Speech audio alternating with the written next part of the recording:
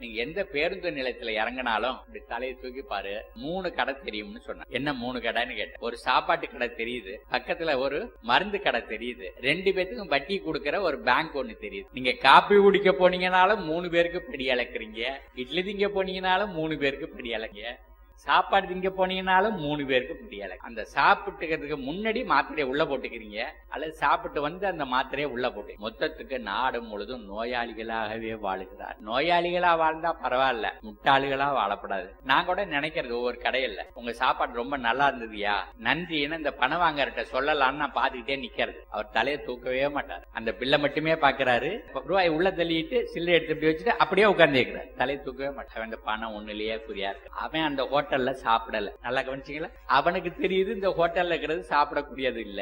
ஒன்னு வீட்டுக்கு போய் சாப்பிட்டு வர்றான், அல்லது வீட்டுல இருந்து அவனுக்கு சாப்பாடு வருது. தெரிஞ்சும் நாம் போய் உள்ளுக்குள்ள சாப்பிட்டு வந்துகிட்டே இருக்கோம்.